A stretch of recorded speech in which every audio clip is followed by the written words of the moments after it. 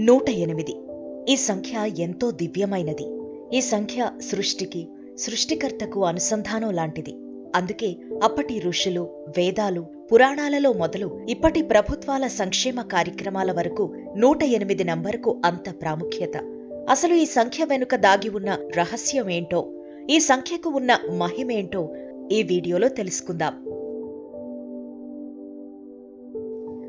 ఏకం సత్ విప్రా బహుధా వదంతి అంటే సత్యం ఒక్కటే, దాన్ని జ్ఞానులు బహువిధాలుగా చెప్పారు అని.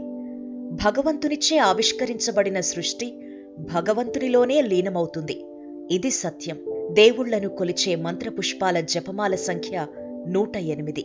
108 యొక్క ప్రాముఖ్యతను హిందువులే కాదు, బౌద్ధులు, జైనులు, సిక్కులు ఇలా అందరూ గుర్తించారు. అన్ని మతాల చివరి సారాంశం దైవత్వాన్ని పొందడానికి ఆత్మ 108 మెట్లు దాటాలి అని చెప్పడమే. భూమికి చంద్రునికి మధ్య దూరం చంద్రుని వ్యాసానికి 108 రెట్లు, భూమికి సూర్యునికి మధ్య దూరం సూర్యుని వ్యాసానికి 108 రెట్లు, సూర్యుని యొక్క వ్యాసం భూవ్యాసానికి 108 రెట్లు అని ఏనాడో ఖగోళ శాస్త్రానికి సంబంధించిన వేద ఋషులు చెప్పారు. ఈ వేదగణన ఆధునిక సాంకేతిక విశ్వగణనకు దాదాపు సరిపోలింది. అంతేకాదు, ప్రతి వేదంలోనూ శాస్త్రంలోనూ 108 సంఖ్య ఎంతో స్పెషల్. అదెలాగో చూద్దాం. భారతీయ కాలగణన ప్రకారం బ్రహ్మకు ఒక రోజు అంటే 4 యుగాలు, మొత్తం 43,20,000 సంవత్సరాలు. ఈ సంఖ్య 108తో భాగింపబడుతుంది. సంస్కృత భాషలో 54 అక్షరాలు ఉంటాయి. శివ, శక్తి, స్త్రీ, పురుష రూపాలు ఉంటాయి. అంటే 54 × 2 = 108 అన్నమాట. సంఖ్యాశాస్త్రంలో 108ని కలపగా 1 + 0 + 8 = 9 వస్తుంది.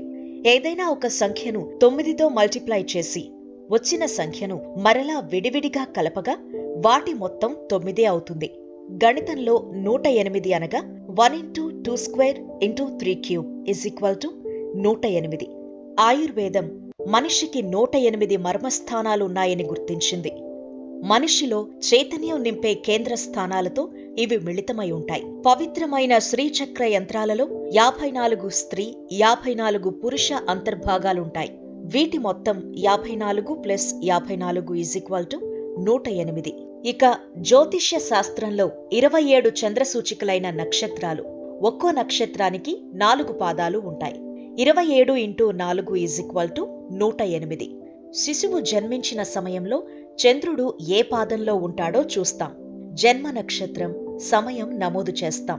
ఇదే ఆ వ్యక్తి ప్రవృత్తి, జీవనం, మోక్షం వరకు దిశను నిర్దేశిస్తుంది. ఇక భారత జ్యోతిష్య శాస్త్రంలో రాసులు 12, గ్రహాలు 9. 12 × 9 = 108. నాట్య శాస్త్రంలో భరతుడు చెప్పినట్టుగా కాళ్ళు, చేతులు చేసే నాట్య భంగిమలు మొత్తం 108. వీటిని కరణములంటారు. అన్నిటికంటే ముఖ్యంగా ఒక మనిషి సగటున ప్రతిరోజు 21,600 సార్లు శ్వాస తీసుకుంటాడు. అందులో 10,800 సూర్యాంశ, 10,800 చంద్రాంశాలు ఉంటాయి. 108ని 100తో గుణిస్తే వచ్చే సంఖ్యే 10,800. దీన్ని మరలా 2తో గుణిస్తే 21,600 అవుతుంది అని తంత్రశాస్త్రం చెబుతోంది. వీటితో పాటు 18 పురాణాలు, 18 మహాభారత అధ్యాయాలు, 108 ఉపనిషత్తులు, 108 శ్లోకాలతో ఎన్నో ప్రముఖ సంస్కృత గ్రంథాలు, ప్రతినిత్యం హిందువులు పూజ చేసే విధానంలో అష్టోత్తరం, అష్టోత్తర శతనామావళి వంటివి, ఇలా ఎన్నో విధాల ఎంతో ప్రాముఖ్యత కలిగిన సంఖ్య 108. అందుకే చాలా మంది తమ పేర్ల చివరిలో 108 చేర్చుకుంటూ ఉంటారు.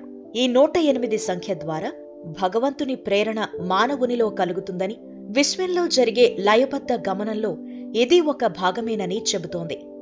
చూశారుగా, నా భారతదేశం ఎంతో గొప్పది.